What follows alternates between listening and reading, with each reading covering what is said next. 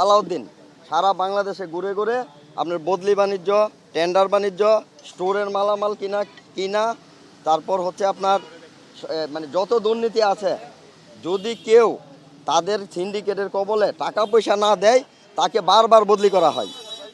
আমাকে 2 বছর 10 মাসের মধ্যে আমাকে 5 বার বদলি করছে। আমাকে 2 বছর 10 মাসের মধ্যে 5 বার বদলি করেছে। এই আবেদনটা আমি মহাপরিচালক মহোদয়কে দিয়েছি বিবেচনা করার জন্য, পুনঃ বিবেচনা করার জন্য।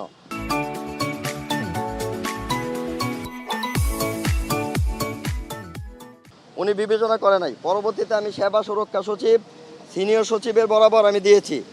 উনি আমার পক্ষে রিকমেন্ড করেছে, 5 বার বদলি করেছে, এই জন্য উনি অন্যায় মনে করেছে, উনি রিকোয়েস্ট করেছে। ওনার রিকোয়েস্টও রাখেনি। আমি আদালতে মামলা করেছি, রিট করেছি যে আমাকে এত বারবার যদি বদলি করা আমি পরিবার নিয়ে চলি, এটা কেন? উনি রিটের শুনানিতে 3 দিন সময় দিয়েছে ওনাকে, উনি 15 দিনের সময় বাড়ায় নিয়েছে, মামলা চলমান। এমত অবস্থায় গতকালকে উপদেষ্টা স্বরাষ্ট্র মন্ত্রণালয় এবং সেবা সুরক্ষা সচিব ফায়ার সার্ভিসের একটা ভিজিট ছিল।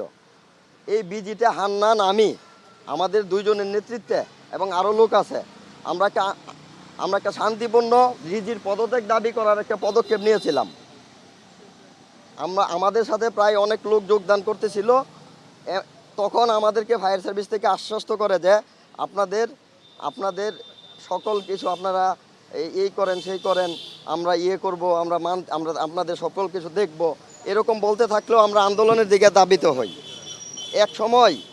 এক সময় শুনতে পাই উনি ডিজিএফআই, এনএসআই, তারপর হচ্ছে যত গোয়েন্দা সংস্থা আছে তাদেরকে, সেনাবাহিনী তাদের কাছে ইনফরমেশন দেয় যে আমরা সন্ত্রাস বাহিনী, আমরা এই করতে পারি সেই করতে পারি, এই জন্য সব কিছু মোতায়েন করে ফায়ার সার্ভিসে। মোতায়েন করার পর আমরা আর ভয়ভীতিতে যাই না আন্দোলনে। গতকালকে হান্নান হেড অফিসে আসে। হেড অফিসে আসার পর আমার সাথে ছিল। যখন বিকাল 5টা বাজে, ওর কাজ শেষ, আমার কাজ শেষ, আমি ওরে বিদায় দিলাম যে ঠিক আছে তুমি যাও মিরপুরে, তোমার বাসায় যাও, আমি আমার বাসায় যাই।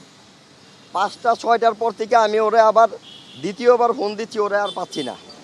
আমি 100 বার ফোন দেওয়ার পরও ওর নাম্বার যখন ঢোকে না, পরে ওর ওয়াইফ আমার নাম্বার কোথায় থেকে ম্যানেজ করছে আমি জানি না, আমাকে ফোন দিল যে হান্নানকে খুঁজে পাওয়া যাচ্ছে না, ডিবির পরিচয়ে হান্নানকে তুলে নেওয়া হয়েছে। কিন্তু ডিবি বলতেছে তাদের কোনো কার্যক্রম নাই, হান্নান এখানে নাই। তাহলে হান্নান কোথায়? এই মহাপরিচালক